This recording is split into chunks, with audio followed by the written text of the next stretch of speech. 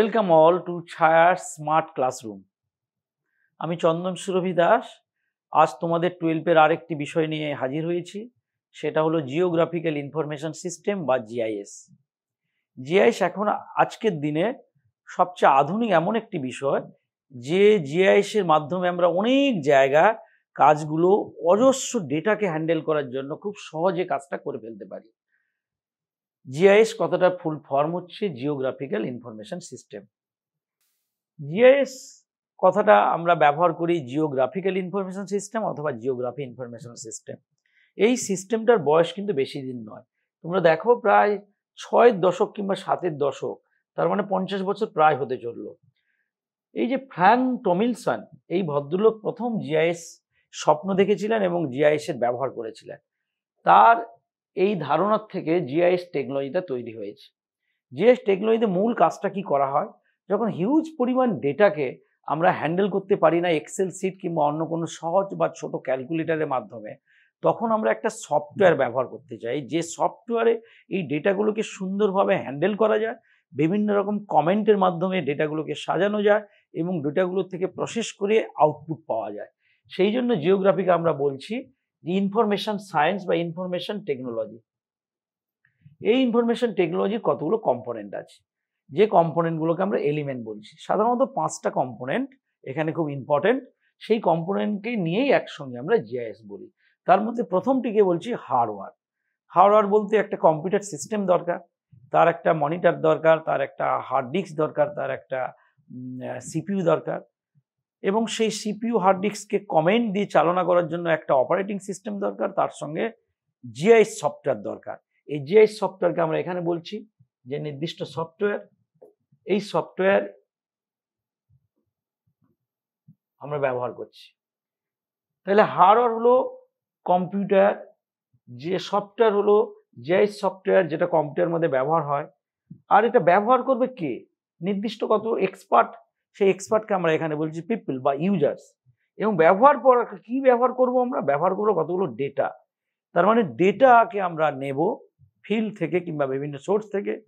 ডেটাকে নিয়ে তাকে ব্যবহার করার জন্য একটা ইউজার দরকার। ইউজার এখানে পিপল।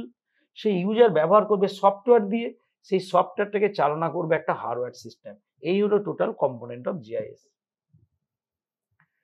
এই কম্পোনেন্টের মধ্যে কি কি কাজ করব আমরা এবং কিভাবে করব, এই কম্পোনেন্টের মধ্যে আমরা যেভাবে কাজটা করব সেই কাজটা এইরকম। কম্পোনেন্টের প্রথম কাজটা হবে ডেটা আইডেন্টিফিকেশন। এই ডেটা আইডেন্টিফিকেশনটা আমাদের করতে হয় ফিল্ড থেকে নিয়ে। বিভিন্ন রকমের ডেটা আমরা নেই, রাস্টার ডেটা নেই, ভেক্টর ডেটা নেই, সেই ডেটাগুলোর ব্যাপারে আমরা পরে আসবো। এই সমগ্র ডেটাকে আমরা স্প্যাশিয়াল ডেটা বলি এবং নন স্প্যাশিয়াল ডেটা বলি। এই স্প্যাশিয়াল ডেটাগুলোকে, যার মধ্যে ল্যাডলং থাকবে বা কোনো জায়গার ডেটা আমরা ব্যবহার করে কম্পিউটারকে চেনাতে পারবো, তাকে বলি আমরা স্প্যাশিয়াল ডেটা। তার সঙ্গে আমরা নন স্পেশিয়াল ডেটাও ব্যবহার করি। নন স্পেশিয়াল ডেটা মানে প্রোডাকশনের ডেটা। আমরা ধরলাম এগ্রিকালচার প্রোডাকশন কত হলো, ধরলাম পপুলেশন কোথায় কত, ধরলাম তার মেল ফিমেল কীরকম, লিটারেসি রেট কীরকম, সেক্স রেশিও কীরকম। এই সমস্ত তথ্যগুলোকে বলি আমরা অ্যাট্রিবিউট বা নন স্পেশিয়াল ডেটা। তাহলে একদিকে নিলাম স্পেশিয়াল ডেটা আর একদিকে নিলাম নন স্পেশিয়াল ডেটা। এই দুটোকে ইন্টিগ্রেট করব। ইন্টিগ্রেট করে আমরা একটা ডেটাবেস তৈরি করব। সেই ডেটাবেসটাকে একটা প্রসিডিউরের মাধ্যমে ডেটা ভেরিফিকেশন করব। ডেটা ভেরিফিকেশনে করে ডেটাকে কারেক্ট জায়গায় নিয়ে যাব। কারেক্ট জায়গায় ডেটাগুলো নিয়ে গিয়ে তার একটা অ্যানালাইসিস করব।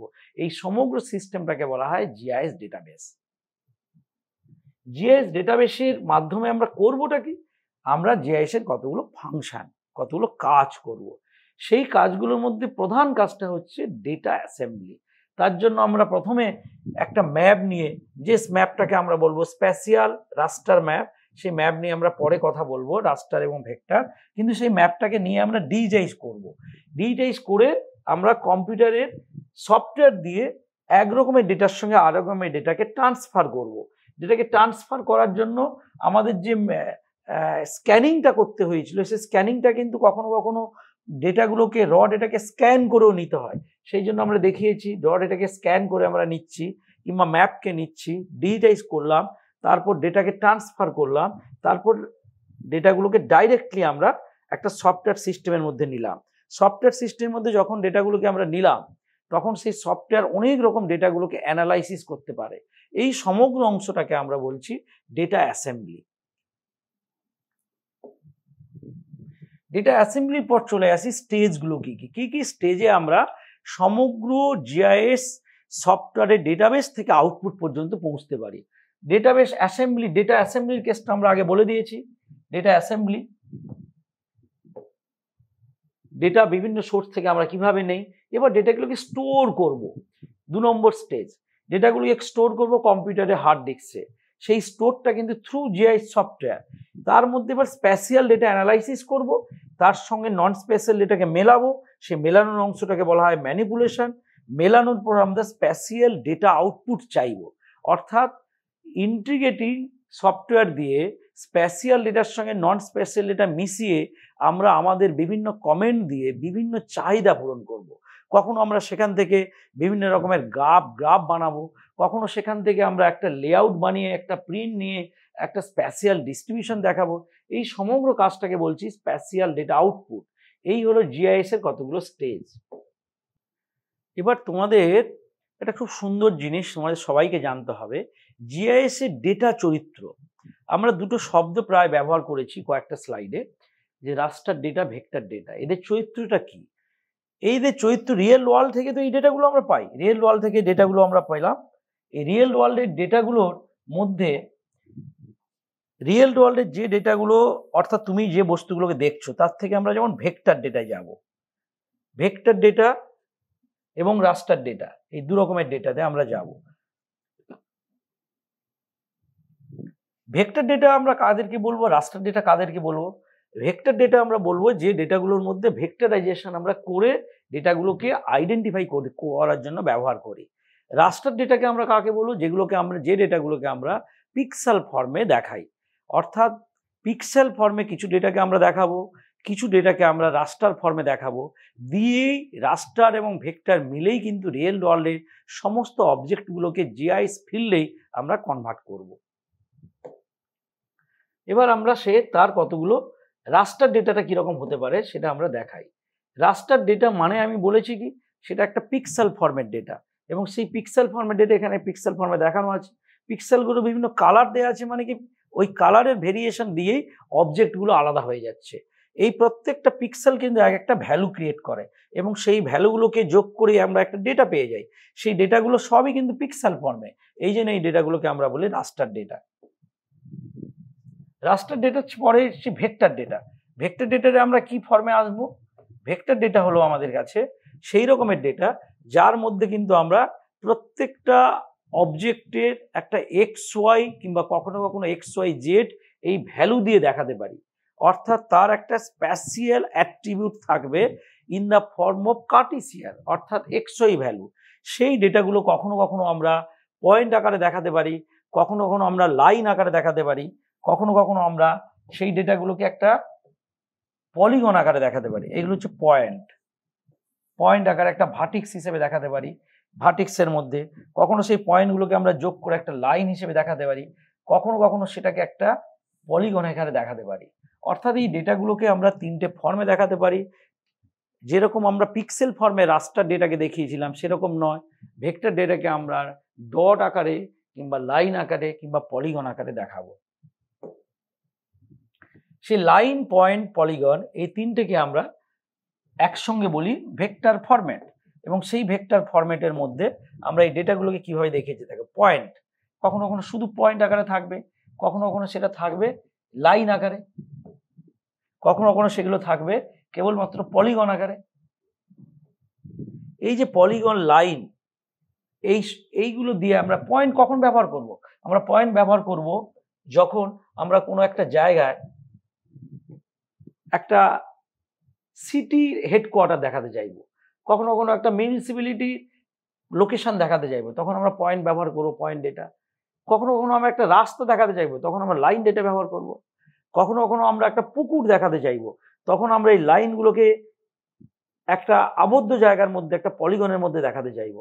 এই জন্য আমরা বলেছি point for simplest element, line আমরা কানেক্টিং পয়েন্ট যখন আমরা একটা আর্ক কিংবা একটা রাস্তা পাবো, পলিগন আমরা যখন একটা এরিয়া দেখাতে চাইবো। অর্থাৎ লাইন, ডট এবং পলিগন এই 3টি দিয়ে যে কোনো অবজেক্টকে আমরা আইডেন্টিফাই করতে পারি। অর্থাৎ যে কোনো অবজেক্টকে আমরা ভেক্টর ফিল্ডে ডেটা দিয়ে বোঝাতে পারবো। এবার আমরা জিআইএস ওভারলে বলে একটি কমেন্ট আছে, জিআইএস এর ওভারলের সঙ্গে ম্যানিপুলেশন কথাটা জড়িত। জিনিসটা কি? জিনিসটা হলো আমরা ডেটাগুলোকে যখন একটা ডেটাবেসের মাধ্যমে তৈরি করতে পারবো, তখন ডেটাগুলোকে বিভিন্ন ইনপুট দিয়ে কখনো আমরা যোগ করব, কখনো আমরা স্প্লিট করব। এই যে এখন আমরা ভাগ করলাম অর্থাৎ ইন্টারসেক্ট করলাম, কখনো ডেটাগুলোকে যোগ করলাম, কখনো আমরা ভাগ করব। এই যে সিলেক্ট করে আমরা ক্লিপ করে করে ডেটাগুলোকে নিয়ে আসতে পারি, সিলেক্ট করে আলাদা করতে পারি, স্প্লিট করতে পারি এবং করার পর সেগুলোর থেকে একটা ফিচারের জায়গায় নিয়ে যেতে পারবো আমরা। এই সমগ্র পদ্ধতিতে সফটওয়্যার দিয়ে হয় GIS software. Intersection, union, symmetrical difference, এই 4টি ওভারলে সিস্টেম ব্যবহার করে আমরা কাজটা করি। এখন আমরা দেখতে চাইবো এই ডেটা লেয়ারগুলোকে কি করে তৈরি করা হয়। ডেটা লেয়ারগুলো কি? যে ডেটাগুলোকে আমরা ব্যবহার করছি সেই ডেটাগুলোকে আমরা সাজাবো। কিভাবে সাজাবো? একদম প্রথমে দেখো, যে ডেটাবেস তৈরি হয়েছে আমাদের, সেই ডেটাবেস থেকে আমরা ডেটাটা নিলাম। সেই ডেটাবেসটাকে নিয়ে আমরা একটা ডেটা বিল্ড করলাম। সেই ডেটা বিল্ড করার পর তার থেকে আমরা শুধু ভেরিটেশনটাকে নেব। তাহলে ভেরিটেশনের একটা ম্যাপ তৈরি করলাম। এবার ভেরিটেশনের সঙ্গে অন্য যে ফিচার্সগুলো ছিল সেগুলোকে আমরা যোগ করে যদি দিই, তাহলে একটা ইন্টিগ্রেটেড ডেটা সিস্টেম তৈরি হলো এবং ইন্টিগ্রেটেড ডেটা সিস্টেমকে আমরা ম্যাপের মধ্যে দেখালাম। এই হলো সমগ্র পদ্ধতি। এই পদ্ধতিগুলোর মধ্যে 4টে আমরা লেয়ার ব্যবহার করেছি। এই লেয়ারগুলোকে বলা হয় ডেটা লেয়ার। এই সমগ্র কাজটা করে একটা জায়গায় শুধু আমরা ব্যবহার করতে পারি না। আমরা শুধু জিওগ্রাফার যারা তারাই মাত্র এই ডেটাগুলোকে হ্যান্ডেল করে, বিষয়টা এরকম নয়। এর জন্য যে কোনো ফিল্ডে এই সফটওয়্যারটাকে আমরা ব্যবহার করতে পারি। জিওগ্রাফি, আর্কিটেকচার, ম্যাথামেটিক্স, স্ট্যাটিস্টিক্স, মেজারমেন্টের জন্য সিভিল ইঞ্জিনিয়ার, কম্পিউটার সায়েন্স, যে কোনো জায়গায় এই ইন্টিগ্রেটেড সিস্টেম ব্যবহার করে ডেটাবেস ম্যানেজমেন্টের মাধ্যমে আমরা বিভিন্ন লেয়ার তৈরি করে বিভিন্ন আউটপুট পেতে পারি। সেগুলো আমরা এখানে দেখিয়েছি কি কি আউটপুট আমরা পেতে পারি। সমগ্র জিআইএস ওয়ার্ল্ড মডেলে কোনো একটা রিয়েল জায়গা, এই হচ্ছে রিয়েল ফিল্ড, সেই রিয়েল জায়গার থেকে আমরা এতগুলো লেয়ারে প্রত্যেকটা বস্তুকে আইডেন্টিফাই করছি আলাদা আলাদা করে। যেমন ওয়াটার বডিজকে আমরা দেখাতে পারি, এখানে শুধু বাউন্ডারিকে দেখাতে পারি, আমরা ট্রান্সপোর্টেশন সিস্টেমকে দেখাতে পারি, আমরা বিভিন্ন অ্যাড্রেসগুলোকে আলাদা করে আইডেন্টিফাই করে দেখাতে পারি, আমরা শুধু এলিভেশন ম্যাপ একটা বানাতে পারি, কোন জায়গায় উচ্চতা কীরকম। আমরা সমস্ত ডেটাগুলোকে যদি একটা জায়গায় ফেলে দিই, তখন তার চরিত্রটা কীরকম হবে সেটা হলো এইরকম।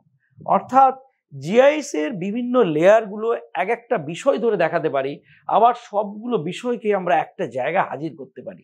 সবগুলোই কিন্তু জিআইএস সফটওয়্যার বিভিন্ন কমেন্টের মাধ্যমে আমাদেরকে করে দিতে পারে। যেমন এখানে আরেকটা আমরা এক্সাম্পল দেখিয়েছি। এক্সাম্পল খুব সুন্দর এক্সাম্পল, যে আমরা জিআইএস ব্যবহার করে ট্রাফিক ম্যাপিং কিভাবে আমরা তৈরি করতে পারি। ট্রাফিক ম্যাপিং তৈরি করার জন্য আমাদের একটা ট্রাফিক ফ্লো সার্ভে দরকার, তার জন্য আমাদের একটা বেস ম্যাপ দরকার। সেই বেস ম্যাপের মধ্যে কোন জায়গায় কি কি লাইন দিয়ে কোন জায়গায় যাওয়া যায় সেগুলো আমরা দেখিয়েছি। সেই সঙ্গে সঙ্গে আমরা দেখেছি কোন জায়গায় ট্রাফিক ফ্লো কোন দিকে, সেই ট্রাফিক ফ্লোগুলো ডেটাগুলোকে নিয়ে আমরা একটা ম্যানেজমেন্ট সিস্টেমের মাধ্যমে আমরা একটা ম্যাপ বানিয়েছি, যাতে ট্রাফিক কোথায় বেশি কোথায় কম জানতে পারবো। কাজটা কি, আমাদের সুবিধাটা কি হবে? তাহলে আমরা প্ল্যানিং করতে পারবো ট্রাফিক কন্ট্রোলারকে কোথায় কিভাবে নিয়োগ করব।